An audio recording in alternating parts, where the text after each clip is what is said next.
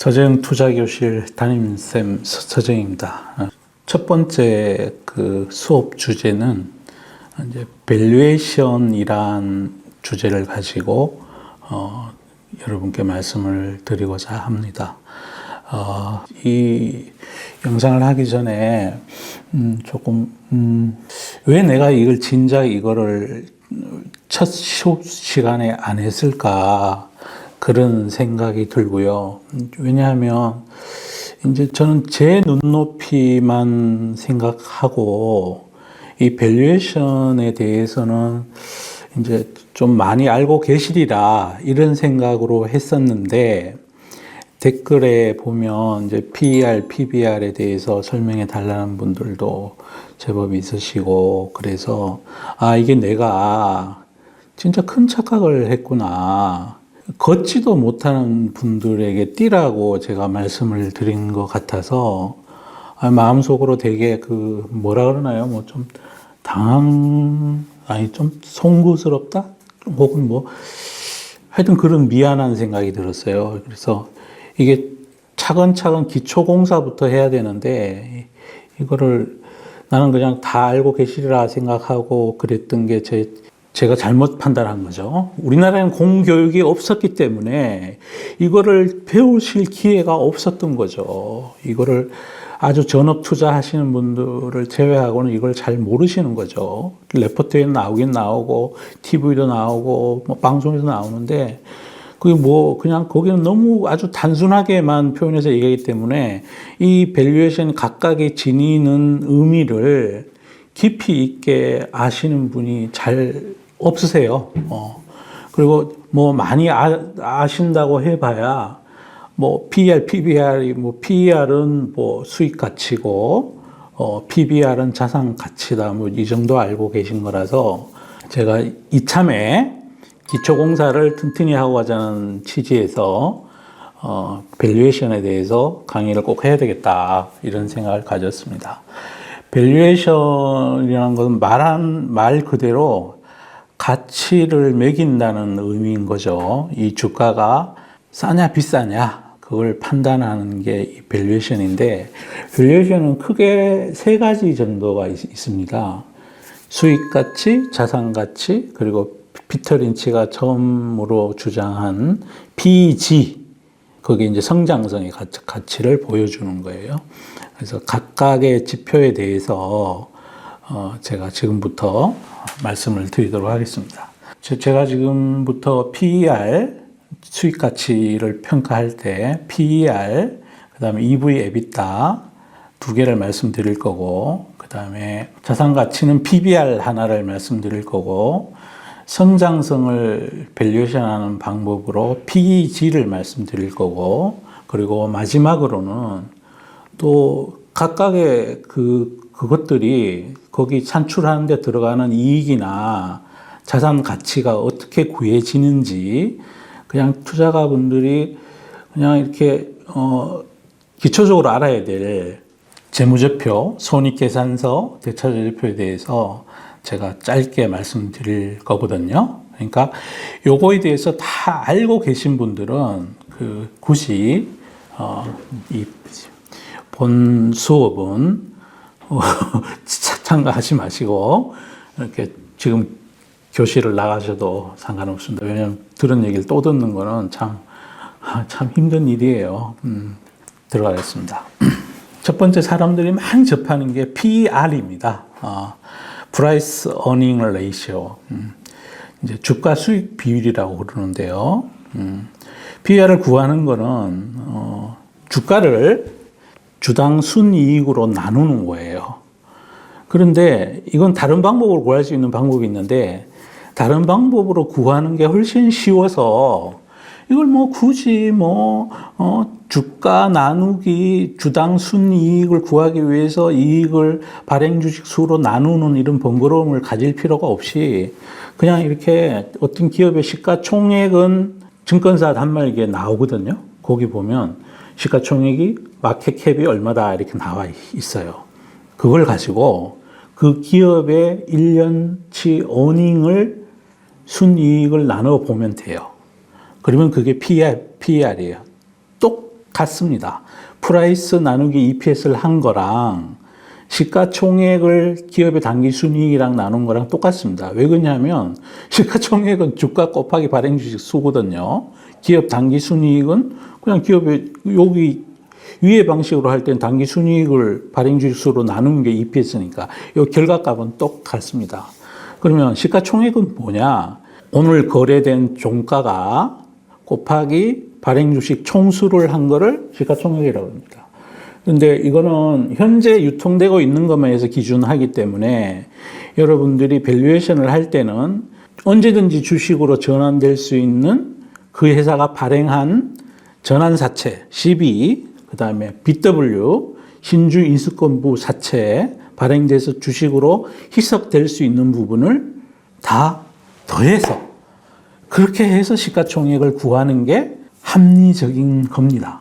그리고 대부분의 증권사 레포트에는 이걸 반영해서 시가총액을 레포트에는 그렇게 구해지고 증권사가 제공하는 현재가 화면에서는 이거는 그냥 뺀 채로 구해집니다. 그래서 가령 어떤 기업이 BW 전환사채 발행한 게 전체 주식의 절반 정도가 됐다 그러면 그 회사 시가총액은 증권사 단말기에서 제공하는 시가총액보다가 1.5배 더 많다고 생각하고 PER을 구해야 된다는 거죠. 요거는 PER 뿐이 아니라 순자산, 뭐 EV, EBITDA, PBR, 뭐 PEG, 뭐 이런 거 할 때도 다 이렇게 감안해서 해야 됩니다. 그래야 합리적인 기업 가치를 밸류션 할 수 있다.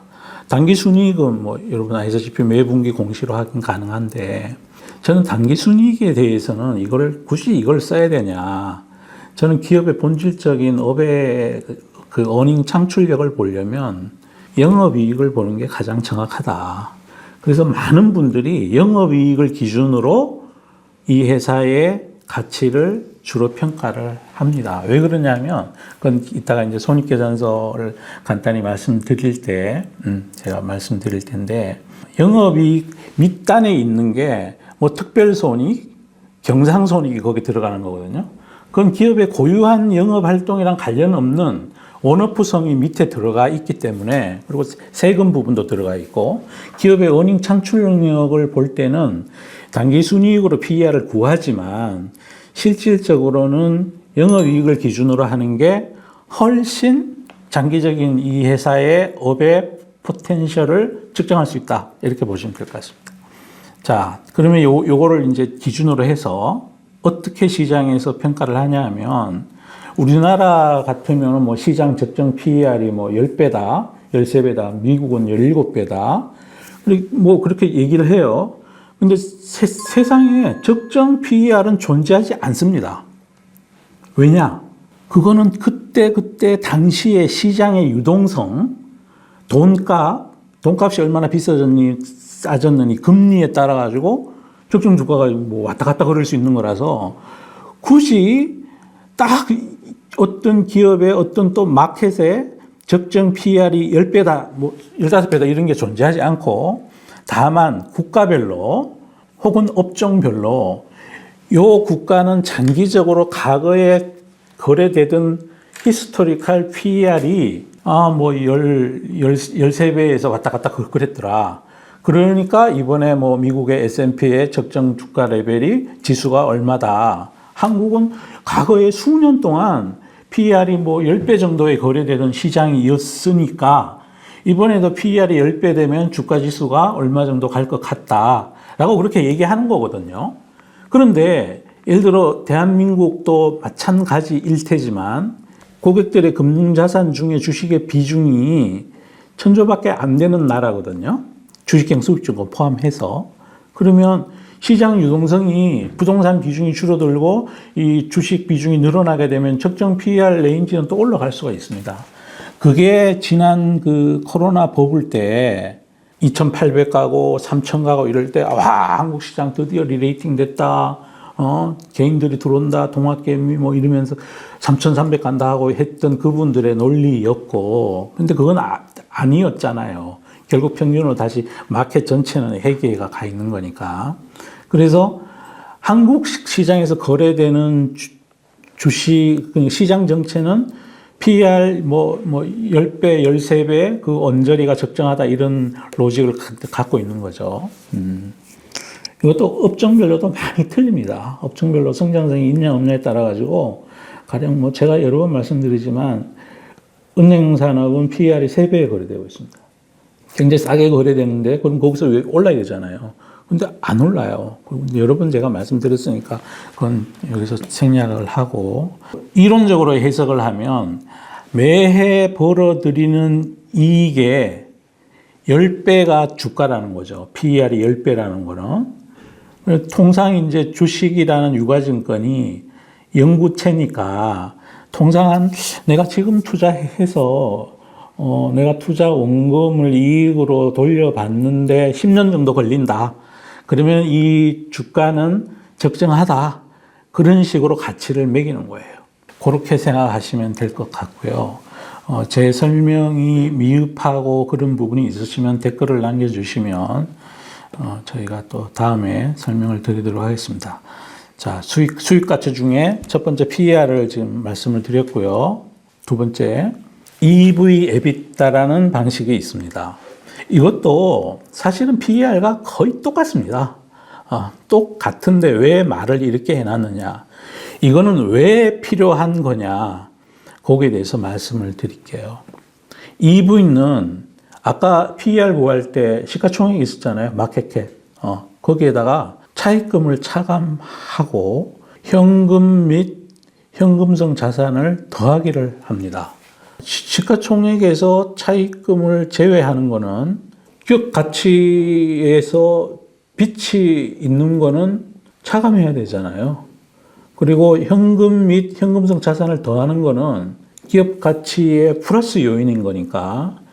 근데 요거는 왜 요 차입금하고 현금성 자산을 이 더하기 빼기를 하냐 하면 이 밑에 분자에 들어가는 거에 거기에 답이 나와 있습니다.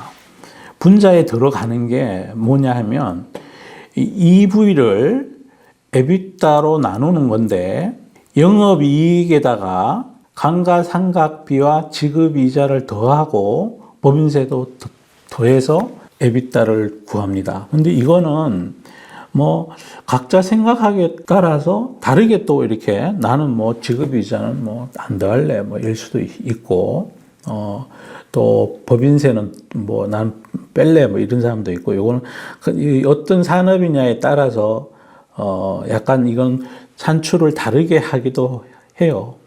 그래서 이렇게 하는 이유는 업력이 아주 오래된 기업 말고 최근에 2차전지 산업이나 화학산업이나 대규모 설비 투자가 진행된 산업의 경우에는 예를 들어 1조를 들여서 공장을 지었다 그러면 그거를 감가상각하는 방식에 따라서 5년 동안 정액 상각을 하게 되면 5년 뒤에 공장이 없어지는 것도 아닌데 5년 동안 단기에 비용 처리를 다 해버리게 되는 거거든요. 그런데 가령 1조를 들인 공장이 있는데 그 공장을 5년 동안 상각하면 매년 2천억씩 비용으로 인식을 하는 거예요. 그런데 이 돈은 이미 재무적 활동을 통해서 조달을 해서 집행을 한 거예요. 그 해에 돈이 나가는 게 아니라니까요. 그러니까 현금 기준으로 보면 감가상각비는 비용이 아닌 거죠. 근데 재무 기준으로 보면 재무회계 기준을 따라가면 비용이 아니고 투자를 이미 집행한 거에 대해서 이거를 비용화시키는 과정이기 때문에 돈은 작년에 나갔는데 재작년에 나갔거나 근데 향후 5년 동안 매년 2천억씩 비용으로 인식을 하는 거니까 그 해에 어떤 기업의 어닝 포텐셜을 측정할 때는 당연히 감가상각비로 인해서 생긴 비용만큼은 그거는 현금 유출이 없는 거니까 현금 흐름에 플러스를 해줘야 된다. 그래서 감가상각비를 더하는 거고요. 그 다음에 지급이자는 왜 더하냐면 어떤 기업이 공장을 정말 크게 짓기 위해서 1조를 들여서 아까 똑같은 사례로 1조를 들여서 지었다. 그럼 차입을 만약에 해왔다 그러면 거기 이자가 나갈 거 아닙니까? 그 이자는 이 차입금 때문에 생긴 거니까 영업이익에 포함돼서는 안 된다는 거죠. 그리고 지급 이자는 영업이익을 구할 때 이따 손님께서 설명할 때 말씀을 드리겠지만 영업 비용으로 인식되지 않고 경상손익으로 인식되는 경우가 있습니다. 그래서 그 부분만큼은 당기 순이익에 영향은 미쳤는데 영업이익에는 영향을 안 미쳤기 때문에 그만큼은 투자 활동으로 일어난 비용이니까 그 해의 현금 창출 능력을 판단할 때는 더해줘야 된다라는 게 요 지표를 만든 취지입니다. 뭐 법인세는 크게 중요한 게 아니니까 그냥 지나가고 요 지표를 쓰는 이유는 화학산업이라든지 예를 들어 뭐 소재산업이라든지 또 뭐 대규모 초기 설비 투자가 필요한 회사들 그 회사들이 설비 투자가 끝난 다음에 해마다 벌어들이는 현금 흐름, 그걸 측정하기 위해서 이 지표를 만든 거고요.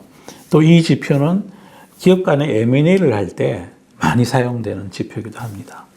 가령 화학 기업의 경우, 소재 기업의 경우, 요즘 뭐 인기 있는 예를 들어 뭐 에코프로 같은 기업의 경우에는 PER로 밸류에이션을 구하면 가령 10배가 나왔다고 쳐요. 10배가 나온 기업을 EV 에비타로 보면 뭐 5배, 6배밖에 안 나옵니다. 왜냐하면 초기 설비 투자가 많았으니 감가상각비가 지금 엄청나게 지금 생기고 있는 중이거든요. 그래서 한 해에 벌어들인 돈의 총량을 계산할 때 미리 설비 투자 많은 기업에 있어서는 이걸 더해줘야 사실 진정한 그 기업의 실력을 볼 수 있는 거니까. 그래서 그런 기업 밸류에이션 하기 위해서 만들어진 밸류 수익 가치를 평가하는 방법이 EV 에비타다. 이렇게 보시면 뭐 투자하시는데 크게 무리는 없을 것 같고요. 여러분들께서 잘 속는 게 어떤 기업을 나쁘게 평가하려면 EV 에비타로 보면 5배밖에 안 되는데 PER로 보면은 10배, 13배 나올 수 있는 거거든요. 그런데 업의 본질 캐시 프로 기준으로 보면은 사실상은 이런 식으로 구하면 5배, 6배밖에 안 나오니까 감가상각이 끝났을 때가 되면 PER이 갑자기 뚝 떨어지게 되겠죠. 그러면 투자는 미래에 대한 거니까 당연히 EV 에비타로 평가하는 게 합당한데도 불구하고 나쁘게 여론을 만들려면은 이걸 자꾸 PER만 들이대서 얘기할 수 있는 거죠. 그래서 이면을 살펴야 된다는 의미에서 EV 에비타에 대해서 설비 투자가 많은 기업의 평가를 위해서 반드시 필요하다라는 걸 말씀드립니다. 그 앞서 두 개의 지표가 수익성을 평가하는 지표고요. 수익성을 밸류에이션하는 지표고 PBR은 이건 좀 쉽습니다. 그냥 자산 가치가 얼마냐. 현재 기업에 있는 자기 자본, 그러니까 총 자산에서 총 부채를 빼면 그게 자기 자본이잖아요. 순 자기 자본. 그래서 뭐 내가 나한테 있는 자산에서 남한테 빌린 돈을 빼면 그게 내 돈이잖아요. 그 돈을 발행 주식수로 나눈 거예요. 이게 만약 자산도 부채도 정확히 평가됐다면 오늘 딱 청산을 했을 때 회사가 문을 닫았을 때 내가 주당 받을 수 있는 게 얼마냐. 청산 개념이 들어가 있는 거예요, 이거는. 그래서 이걸 보통 이제 북밸류라고 그럽니다.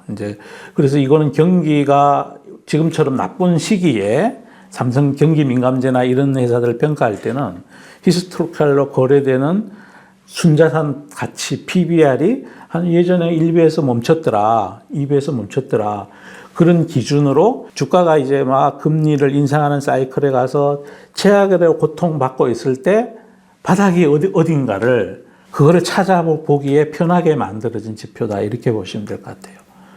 다만 이것도 히스토리컬 PBR 이런 걸 할 때도 붐이 너무 심했다가 꼬그라지고 있는데 불구하고 그 주가가 많이 올랐던 그 버블기에 만들어졌던 로직이 사라졌는데 불구하고 그 버블이 진행되고 있던 한 3, 4년간의 평균을 가지고 옛날 평균이 이랬으니까 여기서 지지받을 거라고 애널리스트들이 주장하는 경우가 많거든요. 옛날에 가령 조선주도 그랬고 두산중공업도 그랬습니다.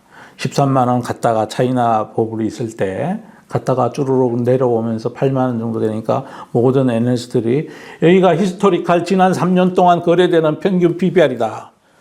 여기가 지지선이 될 거다라고 바이 레프트를 막 쓰고 여기 지지된다 그랬어요. 그거 다 깨졌습니다. 그거 지금 얼마 됐습니까? 이 회사 이름은 에너빌리티로 바뀌어 있지만 그래서 이 히스토리컬 PBR이 얼마니까 거기가 지지받는다 하는 것은 그때랑 지금이랑 투자의 그 세상의 변화, 투자의 쓰임이 훼손되지 않았을 때 그때 바닥을 잡는 데 유용한 지표다. 그렇다고 해서 히스토리컬 얘가 삼성전자 과거 PBR 한 배 수준에서는 항상 지지가 됐으니 세상이 다 바뀌었는데 이번에도 지지가 될 거다 이렇게 주장하면 안 된다는 거죠. 바닥을 찰 때 그렇게 보시면 될 것 같고 이게 이제 자산 가치죠. 그래서 자산이 그 회사에 아무리 어려워도 지금 청산 가치 밑으로 주가가 내려가면 어떡하냐라는 겁니다. 그래서 바텀을 찾는데 유용한 지표다. 그 정도로 이해하시면 투자하시는데 큰 어려움이 없을 것 같습니다. 그 다음 PEG입니다. 이거는 이제 성장성을 판단하는 지표인데 이거를 모르시는 분들이 제법 많이 있어요. 그러다 보니 사람들이 그래요. 어떤 주식이 네이버는 PER이 30배고 에코프로 BM은 PER이 30배인데 비싼 거 아니냐 이런 식으로 얘기를 하신다고요. 근데 이 지표를 처음으로 주장해서 고안하신 분이 누구냐면 피터 린치예요. 성장주 투자의 대가라신 분이 하셨는데 이분의 논리를 따라서 이게 만들어진 거예요. 가령 PER이 30배인데 해마다 과거부터 지금까지 앞으로도 몇 년간 계속해서 연평균 30%씩 성장을 한다. 그러면 지금은 30배인데 내년이 되면 10배가 될 거 아닙니까? 주가가 거기서 오르지 않는다면. 그럼 10배가 되면 그 후년이 되면 또 30% 또 올라가면 저절로 PER은 3배가 되는 거고 이거 정말 주의해서 들으셔야 돼요. 여러분들께서 PER만 알고 PEG를 모르면 성장주 투자를 절대 할 수가 없어. 그런데 주식의 다이내믹한 수익률은 어디서 나냐 하면 세상의 변화에 기대서 시간에 기대서 하는 이 성장주에서 진짜 큰 수익률이 나오는 거거든요. PER이 10배인데 해마다 10%씩 이익이 증가한다. 그러면 PEG는 1배가 되는 거죠. 그래서 기준선을 우리가 아까 PER도 10배 정도가 시장에서 늘상 얘기하는 얘기니까 그건 시장 유동성이 결정하고 시장의 현명한 집단 지성이 결정하겠지만 어쨌든 PER이 10배라는 거를 기준으로 놓고 해마다 그 기업은 10%씩 증가를 EPS 증가가 나와야 된다는 거죠. EPS 증가가 나오면은 PEG가 1이 나오는 거예요. 1이 나오면은 볼만하다. 그런데 PER이 10배인데 현재 해마다 20%씩 EPS가 증가해. 그것도 별다른 가정 없이 확정적으로 증가하는 게 수주나 계약을 통해서 만들어져 있어. 그러면 PEG는 0.5가 되는 거고 0.5가 되면 엄청 싸게 거래되는 거죠. PEG를 모르고 PER만 알면 이건 절름발이에요. 꼭 알고 계셔야 됩니다. 그래서 싸다 비싸다를 논할 때 주식은 운전 같아서 앞을 보고 가는 거잖아요. 이 회사가 엄청나게 성장을 해마다 참 CAGR은 연평균 성장률을 얘기하는 겁니다. 매년 꾸준히 성장. 그러니까 해마다 과거 5년 동안 해마다 25% 성장했다. 그러면 그게 CAGR이죠. 그리고 EPS 증가율입니다. 그러니까 EPS 증가율이 해마다 50% 나오는데 PER이 50배다. 그럼 그건 비싼 게 아니에요. 그럼 PER 10배하고 똑같은 거예요. 요거는 1이 기준이거든요. 그래서 1을 기준으로 해서 이게 싸냐 비싸냐를 판단해야 된다. 요즘 굉장히 핫한 테슬라 있지 않습니까? 테슬라가 PER은 무지 높은데 $100 초반까지 떨어졌다가 지금 $200 와 있는데 그 당시 떨어졌을 때 연평균 CAGR을 한 25배 정도 그러니까 25% 정도를 감안하면 그때 PEG가 거의 1 근처까지 떨어졌어요. 그래서 치고 올라가는. 한 가지 주의하셔야 될 거는 EPS 증가율이 미래치를 가져와야 된다는 거예요. 지나간 거는 또 지나간 것만 갖고 해서는 안 된다는 거죠. 그래서 주식은 앞만 보고 가야 되는 거예요, 정말. 그래서 어떤 기업이 작년까지는 EPS 증가율이 밋밋했는데 올해부터 수주를 받거나 또 새로운 세상의 변화, 문화의 변화, 기후의 변화, 뭐 세계 정세 변화로 이 기업이 연평균 앞으로 50%씩 몇 년 동안 성장할 것 같다. 그러면 이 회사는 원래 PER 50배에 거래돼도 비싼 게 아니라는 거예요. 그게 2차 전지 섹터에 지금 자리 잡고 있는 시장의 편견과 오해, 그런 게 있는 거죠. 2차 전지 섹터뿐이 아니라 또 거꾸로 또 이렇게 생각할 수 있어요. 옛날에 성장주였어. 가령 뭐 플랫폼 주식들, 그다음 뭐 인터넷 주식들. 과거에 평균적으로 이 회사는 PER이 30배, 40배 거래되는 게 합리적이었다. 몇 년간 평균이 그랬다. 그런데 올해부터는 뭐가 바뀌었어. 투자도 많이 되고 인건비 비중도 많이 높아졌어. 그런데 PER 30배 내려온 주가라고 해서 얘가 싸다, 여기서 지지받고 다시 올라갈 거다. 이렇게 얘기하면 안 된다는 거죠. 올해부터 향후 몇 년 동안의 EPS 증가율이 연평균 30%가 나와야 PER 30배가, 히스토리컬 30배가 합리적이다라고 얘기할 수 있는 거예요. 그걸 보면 결국 돌아가서 투자는 미래를 보는 거다. 미래의 현실이 될 거를 미리 알아보는 투자의 눈, 그 눈이 전부다 라고 보시면 됩니다. 다만 제가 이 밸류에이션에 대해서 오늘 말씀을 드리는 거는 이걸 가지고 잘못된 지표를, 예를 들어 성장성이 뛰어난 기업에 대해서 PER로만 자꾸 얘기해서 된다 안 된다 하는 거, 또 초기 설비 투자가 많이 들어가는 인더스트리에 대해서 PER로 자꾸 얘기하고 EV, EBITDA 밸류에이션을 얘기 안 하는 거, 이런 모든 것들이 사실상은 잘못된 노이즈라는 거죠. 그래서 그 부분에 대해서 싸다 비싸다에 대한 논쟁을, 제 구독자분들은 그런 논쟁에서 좀 자유로워지셔야 된다. 그리고 또 그러면 이런 불안감이 있을 거 아닙니까? 당신 말은 맞는 것 같은데 시장이 당신 말대로 가치를 평가 안 하면 어쩔 거야? 어쩔? 이럴 수 있는 거잖아요. 그죠? 안 그래요. 이거는 그러니까 돈을 많이 가진 외국인 투자가, 또 뭐 이걸 돈이 많이 가진 사람들은, 전문적인 투자를 오래 하는 사람들은 이 지표를 다 알고 있는 거예요. 다 알고 있는데 가끔은 모른 척하고 여러분들의 소중한 자산을 빼들어내기도 하고 그러는 중인 거예요. 그래서 돈에 눈이 달렸기 때문에 반드시, 예를 들어 PEG가 0.5인데 PER은 현재 20배야, 30배야. 그런데 연평균 그로스가 50%씩 나. 그러면 사서 버티면 올라갑니다. 시간이 있다니까요, 또. 시간이 째깍째깍 지나가면 올해 말이 되면 내년도 기준으로 밸류에이션 해야 돼요. 내년도 기준으로 밸류에이션 하면 올해 예를 들어 PER 50배 거래되던 놈이 올해 연말이 되면 내년도 기준으로 밸류에이션 하면 갑자기 PER이 10배가 돼버린다니까? 말이 안 돼. 그렇게 되면 더 주가가 올라가요.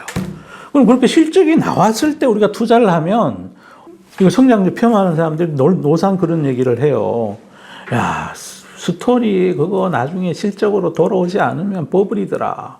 실적으로 돌아올 스토리 주식을 지금 사서 돌아오게 되면 그때 실적이 가시화 됐을 때 고해만 그렇다 그러면 그때 팔면 되는 거고, 미리 선점해서 사는 게 투자예요.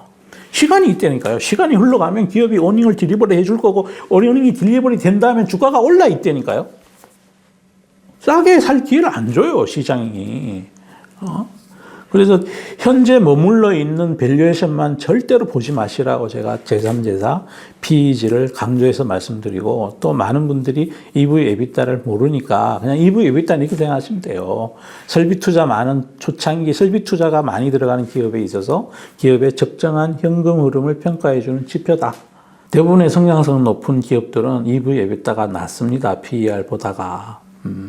거기에 대해서 꼭 염두에 두시기 바랍니다. 그래서 주식 투자는 미래에 대한 5가지 변화에 기대서 합리적으로 상상하고 스토리가 실적으로 이어질 기업을 먼저 발견해서 투자하는 눈을 갖추는 거다. 그건 워렌 버핏도 그러하시고, 진정한 가치 투자는 향후에 실적으로 이어질, 성장으로 이어질 스토리 좋고 5가지 변화에 맞는 위대한 기업을 미리 찾아서 쌀 때 사는 거예요. 삼성전자도 지금부터 25년 전에는 PER이 높았지 않겠어요?